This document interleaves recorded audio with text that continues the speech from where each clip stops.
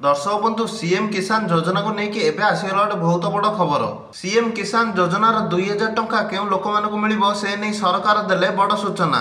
केउ काम कले मिलिबो सीएम किसान योजनार टंका, केउ मानक मिलिबो 2000 टंका एवं केउ दिन मिलिबो से संपूर्ण खबरटी जानिया पे वीडियोटी को शेष पर्यंत निहाती देखंतु। सीएम किसान योजनार हिताधिकारी माने ध्यान दियंतु। पीएम किसान योजनार अंतर्भुक्त होई नथिबा सीएम किसान हिताधिकारी क्षुद्र और नाममात्र चाषी माने सीएम किसान योजनार सहायता जारी रखिया पई निम्नलिखित बाध्यतामूलक आवश्यकता गुड़िक पूरण करंतु।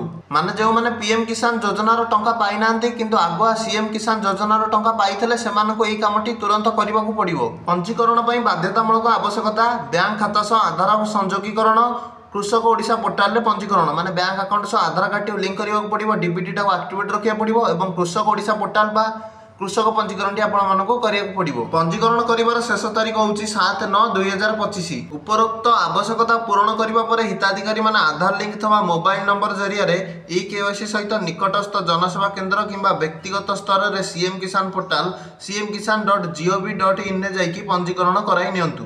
माने बैंक अकाउंट सह आधार कार्ड टी लिंक कर साइला परे एवं कृषक पंजीकरण टी करि साइला परे आधार कार्ड लिंक थवा मोबाइल नंबर द्वारा कौन से जनसेवा केंद्र को जाईकी सीएम किसान पोर्टाल रे ई केवाईसी टा करि दियंतु। वीडियोटी भल लागिले वीडियोटी को लाइक एवं चैनल टी को सब्सक्राइब टी करि दियंतु।